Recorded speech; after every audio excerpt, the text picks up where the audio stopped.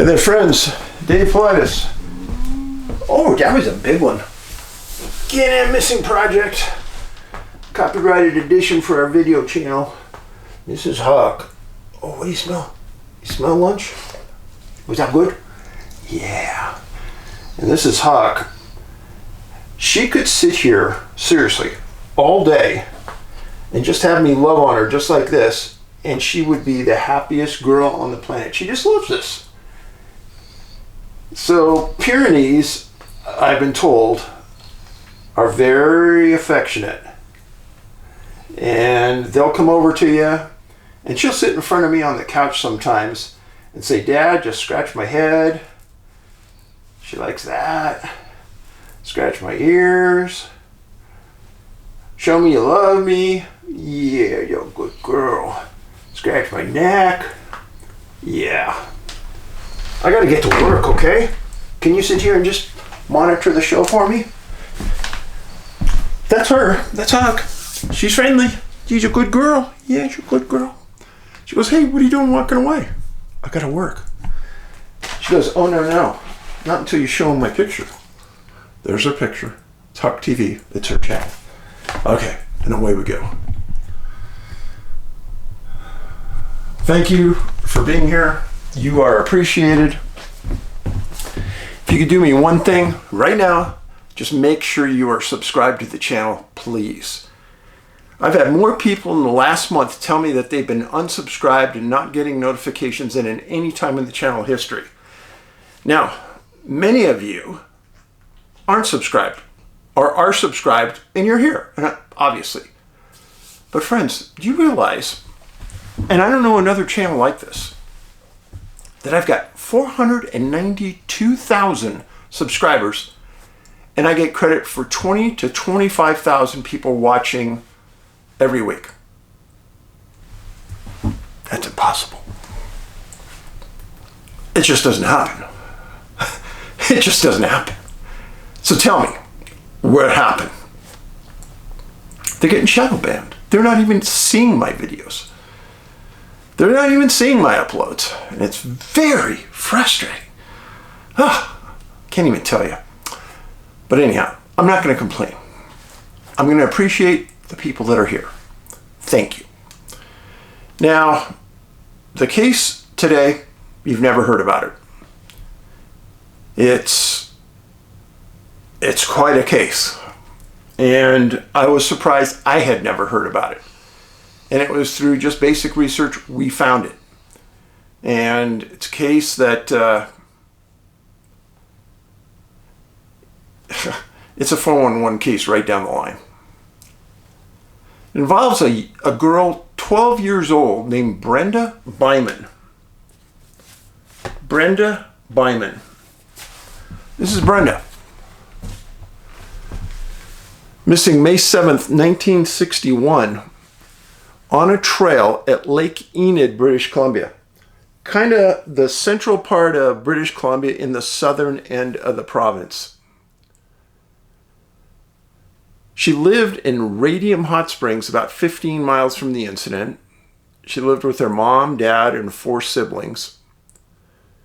At the time she disappeared, she was described as 5 foot tall, 100 pounds, freckles, wearing a purple and blue parka, gray slacks, white blouse, blue and white Oxford shoes. Now on May 6th, Brenda was allowed to stay at her grandmother's home in a city called Willmar, British Columbia, just northwest of Ivermere, British Columbia. So this is Ivermere, or Windermere rather. This is Windermere Lake. This is the city of Ivermere. Her grandmother lived in Willmar. Now what's gonna happen is we're gonna focus on Enid Lake right here.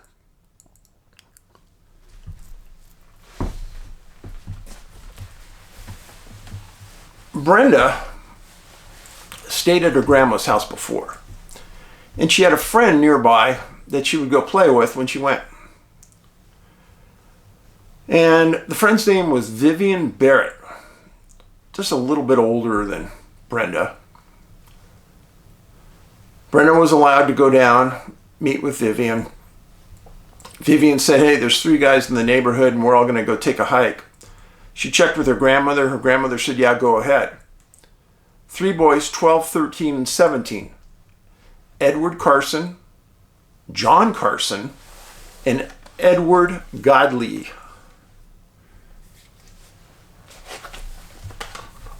Now, the group intended to hike to a place called Lake Enid. Now, different articles said different things. Some of the articles said that they weren't supposed to go to Lake Enid. They were just supposed to go on a short hike. Other articles said that they were always intending to go to Lake Enid fishing. Quite a difference there. And it was never clarified exactly what the truth was. But this is what was told to Brenda's mom by the girl that Brenda knew, Vivian Barrett. She said while the group was on the trail hiking, that it started to hail. And everyone decided that they were going to take some cover. Well, it was approaching the time that Brenda was supposed to be picked up by her parents at 4 p.m. Why is that important?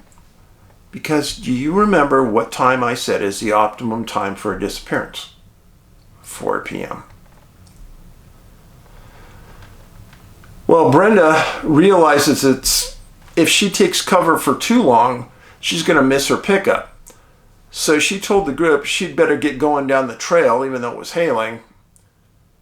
And the group saw her, the 4 of them, saw Brenda walking down the trail. The last time she was seen. Now, once again, they were on a trail between Wilmer and the lake. Wilmer and the lake. And somewhere in that area, she disappeared. Now, this area is very, very wild. And grizzly bears, mountain lions, everything's out there. Yes, grizzly bears. Well, at 4 p.m., the Bymans are at the grandmother's house. Brenda's not there. So they start looking around, search the area, and they contact the different kids there. And they go up to Vivian's house, and she's getting home a little bit later. And they tell her, hey, we're looking for Brenda. And she explains to Brenda's mom exactly what I told you she said. And then the dad starts going down the trail that Vivian said they were on, and he's looking for his daughter. Not long after that, they call the RCMP. RCMP arrives, and they start interviewing the kids, young adults. And they get on there, and they walk the trail. And before too long, they realize that this isn't looking good, and they start calling for more assistance. And pretty soon, the entire community knows that a young girl was missing. Now, that entire community,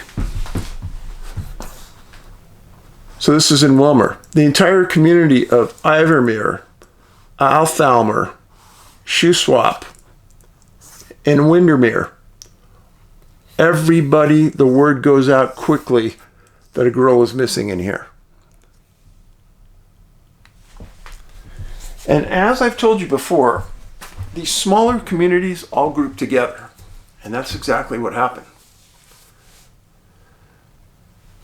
So that was on May 7th, late in the day.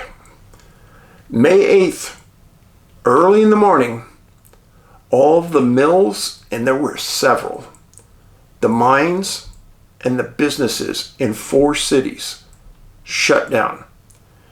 And they tell all the men, you go and you help out on that search for Brenda Byman. 400 men show up. The RCMP had already summoned a helicopter And the RCMP handled the search operations in the organization, and that took a lot. You get 400 people into an area, and you got to get groups, subgroups, managers of each group, somebody to supervise the group.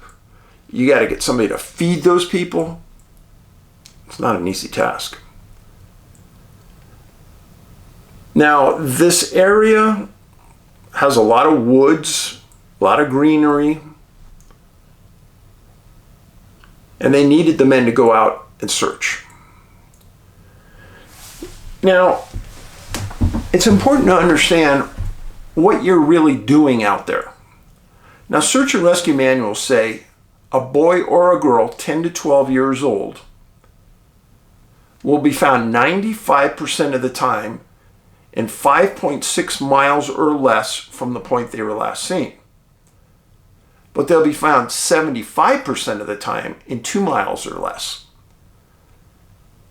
So the vast majority of the time, it's a safe bet to say that within 2 miles, you're going to get them. But as you know, if you follow missing 411, that those search parameters aren't always right. Sometimes they're found far outside the search parameters. Now, the search manual also says that 95% of the time they'll be found at 1,300 feet or less higher in elevation than where they were last seen, and or 95% of the time they'll be found downhill at 1,200 feet or less. Survivability. If they're found within 24 hours, it's 98%.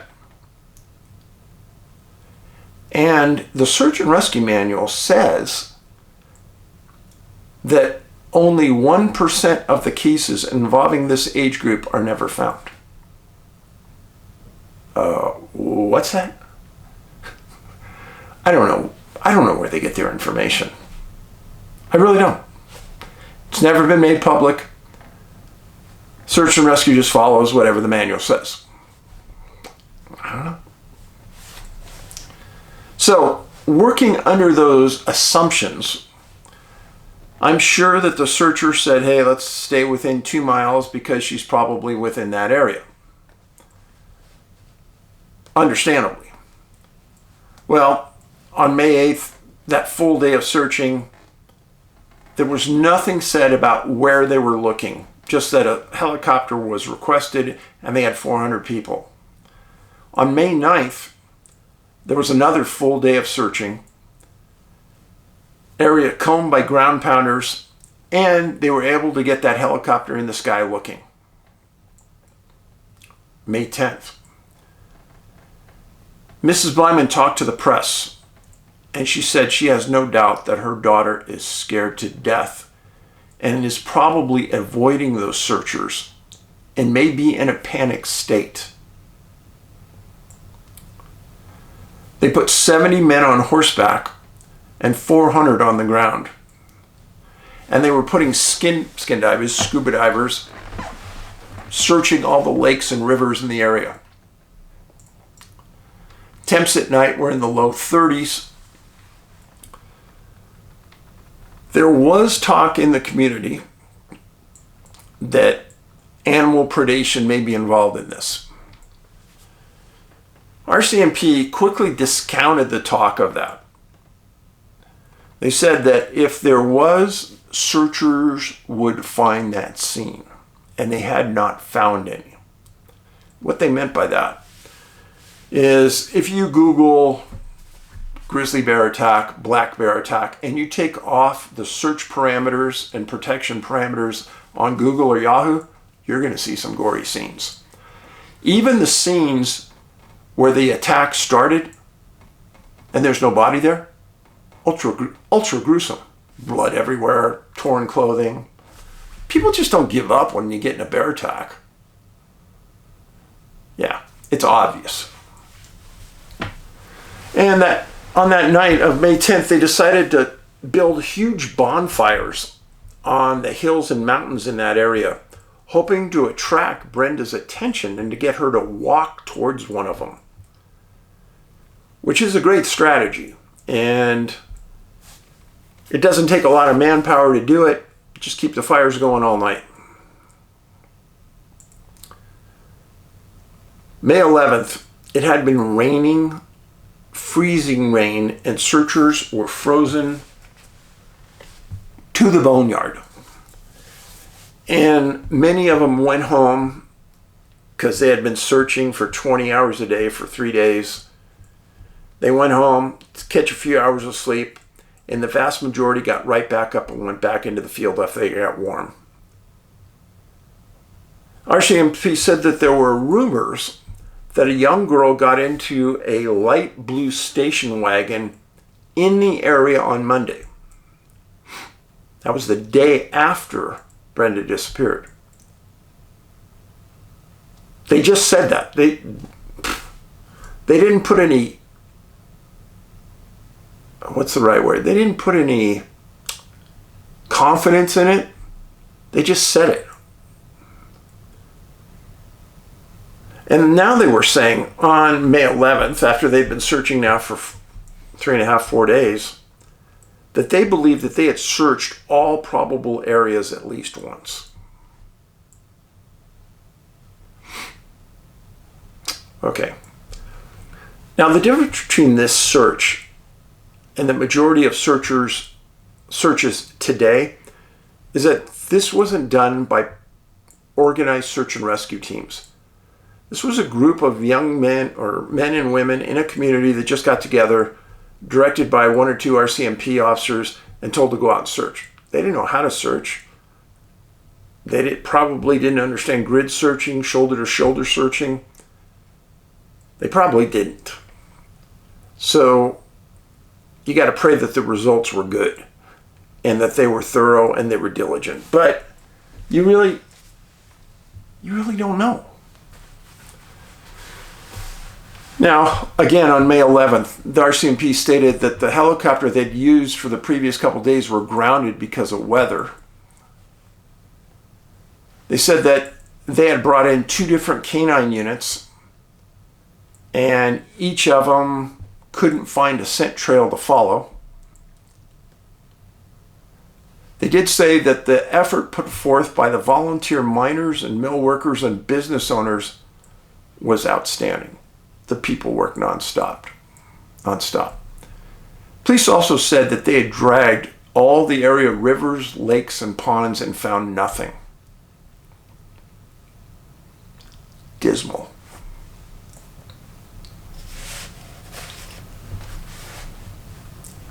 The Vancouver Sun, May 11th, 1961. I'm going to cite this because there were rumors within the last 5 or 10 years of something very contrary to what is said here. Vancouver Sun, May 11th, 1961. Police said a report that the girl had left the area in a car driven by a man was unfounded. RCMP said that to the press. This is a key statement because many of the rumors in later years said that there were statements saying that this was not true. Well, why would the RCMP say it then? It's amazing how in years after people start to die, all of a sudden stories start to get twisted. For this, what I'm giving you today, I probably reviewed between 50 and 60 different articles that spanned over 65 years. I saw nothing about confidence that she might have been abducted, that they thought she was taken, nothing like that. Only in the last 5 or 6 years did that all of a sudden blossom into something. So on May 12th, the RCMP stated that they believe the girl is still in the area. Well, if they believed on May 12th she's still in the area, she never left the area. Searchers were out there still combing the area.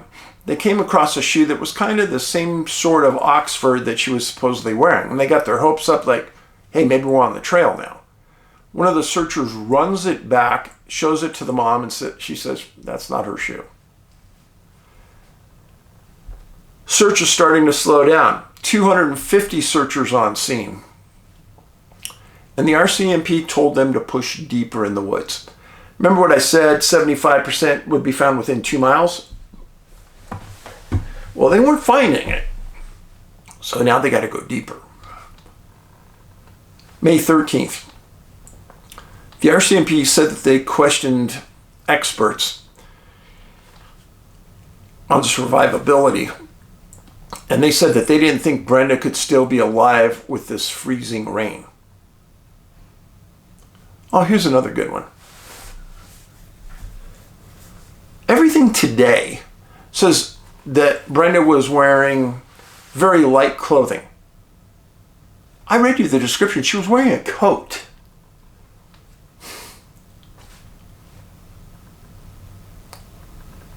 All the mills and mines were still closed.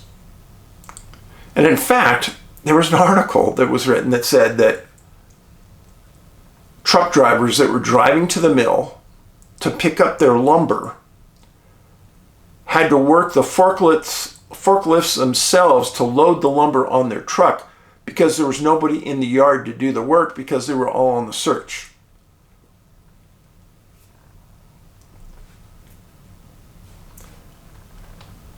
So the searchers found a shoe. Other searchers were deep in the woods now. And they came across a skull. Well, they knew it wasn't Brenda's because you can't go from alive to a skull in 10, 12 days. So they recover the skull. They bring it into RCMP. They tell them where they found the skull. They go back out, they search the area, they don't find anything else. But the RCMP said that they believed the skull belonged to a man named Konstantin Koletsky, who lived in the village in 1931, 30 years earlier. They said he disappeared and his family said he was suicidal. They searched for him for 4 days, they couldn't find him. Now, why do I tell you this? It tells you how thorough the searchers were. Remember the questions I told you that I had? Were they being thorough? Were they not? Well, there's proof. They're being pretty thorough. I mean, to find a skull can be pretty small.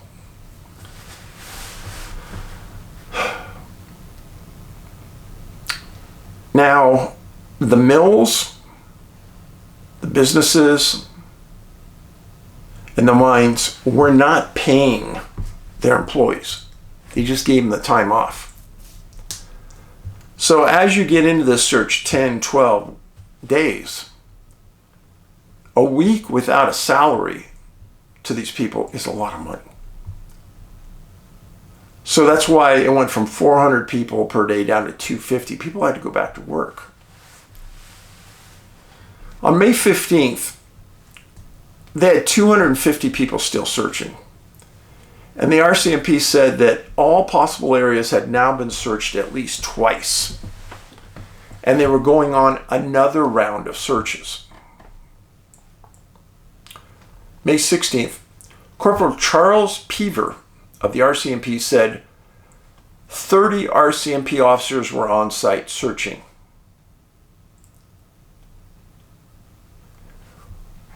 He said, we shall conduct another large sweep of this area. But if clues aren't produced, we're going to start winding down the search. Whew. No parent wants to see this. Hear that. Now, this entire time, Brenda's dad was out there with the other 400 men searching 12, 14 hours a day. Exhausted. Little sleep. Working off adrenaline. One thing that I can tell you that I've learned about doing this. When a child in a family disappears, I've not seen a family's dad not engage like ever before and pour their heart, soul, and 100% of their energy into looking for that son or daughter. It's like something when I first saw it, I couldn't believe it. But it happens every time. It's really phenomenal. It shows you the bond between father, mother, and child.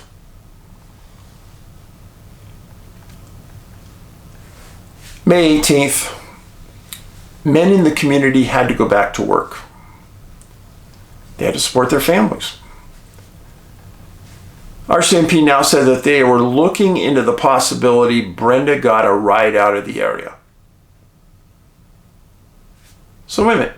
Just a few days earlier, they said that everything was unfounded. Now they say this. No other details did they give. They didn't identify a car. Nothing. That's all they said. That's like giving you an out so you don't have to search so hard anymore. Oh, she's not here, so we're going to call a search. Because there were no clues given, like, oh, somebody said this or that. No, there was nothing. Trust me, I looked at all the articles. Now, May 19th, 20th, 21st, and 22nd, there were no updates in the field to any newspapers anywhere in Canada. Supposedly, they were still searching, but with no updates, I'm suspicious. On May 23rd, the RCMP gives a press conference, and they say that the search was terminated on May 22nd. They say that 6 communities had come together to look for Brenda. Now, the Mounties said, I am not kidding you folks, on the 18th they said they believe she got a ride out of the area. 5 days later, on the 23rd, the RCMP stated they believe she's dead and they are closing the case. Let's think about this. If she's dead and they're closing the case, then she wasn't kidnapped because that would be a crime and they couldn't close the case. Giddy up. They never said where they thought she was dead, how they thought she was dead, but they said they were closing the case. Now, even if she is dead and she's lost out there, how do you close the case? She's a missing person. It's insane. Brenda's father, his name was Ingvar Byman, Norwegian. Searched relentlessly. His wife said he was consumed with finding his daughter. I understand. In 1981, Ingvar died at the young age of 59. Never knew what happened to his daughter.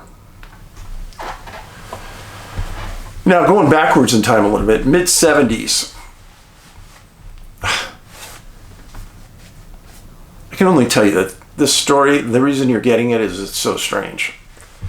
In the mid-1970s, 3 preteen boys were in the woods in the area where this all happened. They never said where. And they were in an area they were told by the parents they weren't supposed to go into, probably because it was too wild and dangerous and grizzly bears. So they're in an area they're not supposed to be in. And the guys come across an intact, small skeleton. That's all that was, no size, no sex, no clothing. That's all that was said. These young guys supposedly said that they knew that they'd get in huge trouble. So they made a pact to never tell anybody what they saw. And then they say they buried the skeleton and promised each other they'd protect each other and never say anything.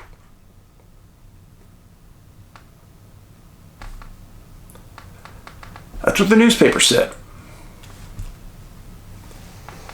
Now, in May 2001, one of those guys came forward to the RCMP and told his story, and then took the RCMP to the spot as he remembered it. 30 years later, I'm going to tell you for a fact, the woods change a lot. To find that spot, be 1,000 to 1 shot, really. Well, supposedly he took the RCMP officer out there. They dug around, they couldn't find anything. Now, Brenda had 4 siblings. Her sister heard the story that I just told you, and then tried to find the other 2 guys that were involved. And that's really what the article said. Every one of Brenda's siblings supposedly were still searching for answers to what happened to Brenda. Let's think about this for a second.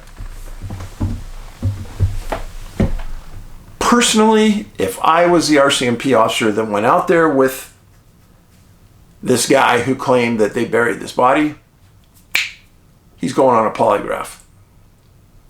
Too weird of a story. They said a small skeleton. When he said that, I thought, maybe somebody had a baby and didn't want it. When they say small. Because those boys were about the same age as when Brenda disappeared. So that means that the skeleton would have been their size. Would they perceive that as small? I don't know. But I'd want to put them on a polygraph to know if they were at all involved in the killing of somebody. And then I'd want to know, did he try his best to show me where that body was at? The names of those 3 individuals was never made public. The spot that they buried the body was never made public. So, could this have been Brenda? I seriously doubt it. And here's another reason. Just so you know, bones of people rarely stay in an intact skeleton, especially in a forest setting. Because you got raccoons, you got varmints, you got opossums, you got small rats, and the smaller mammals like to chew on bones for the calcium. And the idea that it was an intact skeleton, that's almost never seen ever in the woods. That means that that skeleton had to have been there for over a year. If it was Brenda, that would mean it had been there for at least 15 years. No way. My own personal feeling. There's no way. Now, that was in May 2001 that Brenda's sister was interviewed. 2006. A skeleton was found on the shores of Lake Windermere rather. Here's Windermere Lake. On the shore somewhere of this very long, thin lake, somebody found a skeleton.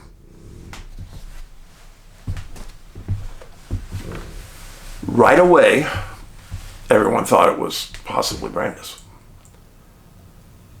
Well, it went on for testing. It wasn't Brenda's. Well, it was revealed by a cold case RCMP detective named Brent Ayers that in 1991, 30 years after Brenda disappeared, another cold case detective who had this case decided he was going to bring in the people Brenda was with. Vivian Barrett, Ed Carson, John Carson, and Ed Godleen. He brought them in one at a time. Now, brilliant decision. Should have been done in the year right after the disappearance. But they were kids. Now they're adults. So you don't need parent approval when they're an adult. You just bring them in. And you start questioning them. And you want to see how those stories all kind of blend together. And according to the cold case detective, at the end of the time that they were interviewing each individual, they dropped this on them. They said, well, we'd like you to come into the next room and take a polygraph. Unbelievably, each one said yes. That would have stunned me. I would have expected at least one or two to say no, even just for the fact they just don't want to do it. But they did. And guess what? They all passed. They all had nothing to do with Brenda's disappearance. They each didn't know where Brenda was today. They each stated that they last saw her walking down that trail away from them. They said that they'd never heard anything about what happened to Brenda. They'd never want to hurt Brenda. All of the stories lined up with each other. Not perfectly, and you wouldn't expect perfectly, but they all lined up. And getting a polygraph examiner to say, hey, they're innocent. Now, this is a picture right in the middle of the search. That's Brenda's dad and mom at the grandmother's house. Dad was exhausted. The press said that his health wasn't good. And obviously wasn't good. He died at a young age. That was the mom. They were fried. Absolutely fried. Now, there were articles in the last 10 years that something brought up this, somebody saw a car pull up. They claim that this group of four saw a car pull up while Brenda was walking on a road, they say, and then they heard the car door slam. That's what they said. Somebody said those four said that. Nobody said, including the four, that they said it. But what that group said to law enforcement is they saw her walking down a trail away from them, and that was the last time they saw her. Now suddenly, they're saying that through the trees, she was walking on a road, a car pulls up, a car door slams, and they think maybe she got in the car. Completely different story. It makes no sense. But it makes for a good cover story to what might have happened. And I will reiterate to you for a fact that not one of the dozens of articles I reviewed said anything about what you just heard. The RCMP did say in the last 10 years that they had no definitive evidence whatsoever about what happened to Brenda. They said that the canines that were brought to the scene never picked up a scent. And only one of those four teens that Brenda was with was alive in 2003. Now, articles, well, before I get into the article, when Brenda disappeared in May, there was a subsequent hunting season. The RCMP put up this poster. I know it's not perfect, but it shows you to the extent of what they went to try to get everybody on board looking. It was a poster that was put up at all the trailheads saying, hey, this area where Brenda disappeared, keep your eyes and your ears open. If you happen to see something unusual on the ground, clothing, bones, contact the RCMP. Smart thing to do. In fact, I don't think I've ever seen that done before. Now, with the articles within the last 20 years about this, they brought up some theories. Theory number one, animal predation. A grizzly bear or mountain lion got her. Again, as I said, there would have been a massive scene, torn clothing, blood, drag marks. None of that. I put that up as a less than 1%, 1/2 of 1%. Option two, the kids that she was with killed her and their parents aided in hiding the body. I give that the same rate, 1/2 of 1%, if that.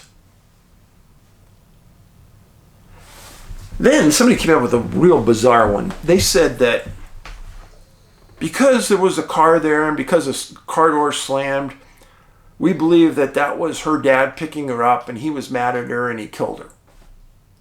One of the more bizarre theories I ever heard. Considering Brenda's dad broke his back searching every day for weeks, and after they were done searching, continued searching for weeks, there's no way. She got lost in the trail and died in the woods. Something along those lines, I believe. She got a ride and was abducted. She got a ride maybe from someone she knew and was abducted. I don't think so. Not way out there. Now, let's think about the Missing 411 Association. Happened near a lake and a river. As they're walking back, weather, hail came down, caused the group to take cover. There was also a weather event that grounded all the helicopters. Point of separation. When the hail came down, the group took cover. Brenda realized she had to keep walking to make it back in time to meet her parents. Point of separation.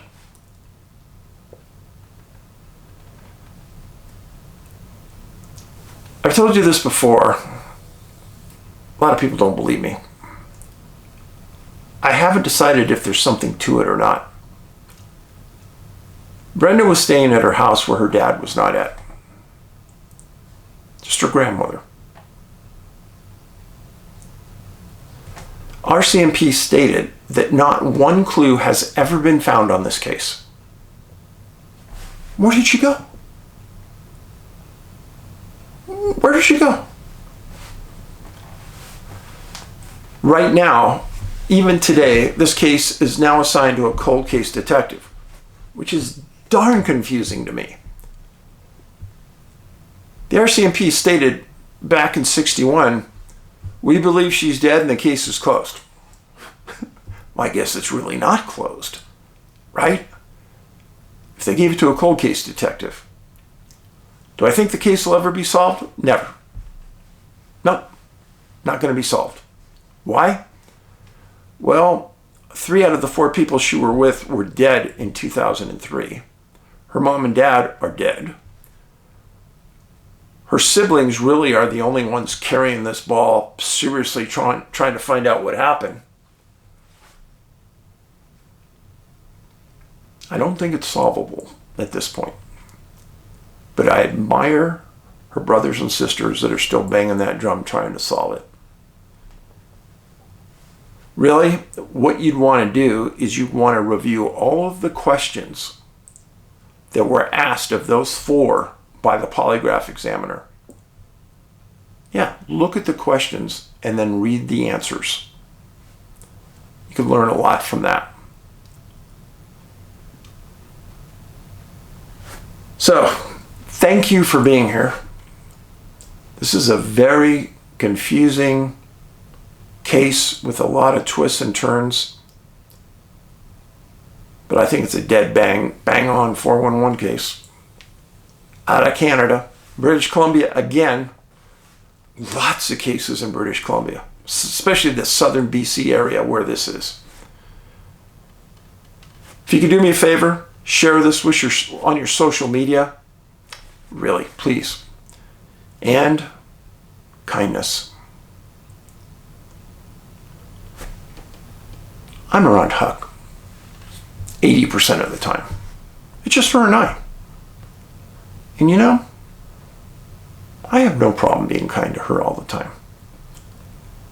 There's an article in a Montana newspaper today about 2 women that were arrested that were supposedly raising dogs. They had 42 of them. And they were arrested for cruelty to animals. I read that, I don't get it. I don't understand how anybody could be cruel to an animal. Because you know what? They just want to be friendly to you. They just want to love on you. I'll say this. If you're lonely and you don't have a dog, cat, get one. It'll change your focus in life, and it will show you very quickly somebody really loves you. Sometimes when you're alone, you maybe forget that. But go down to your shelter,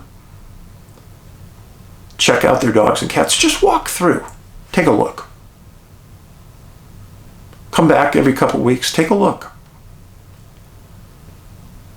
And you will know when you run across someone in there that needs you. And you'll find out you need them. And that's how the kindness starts, real easily. Be safe. Be kind. Paulides out.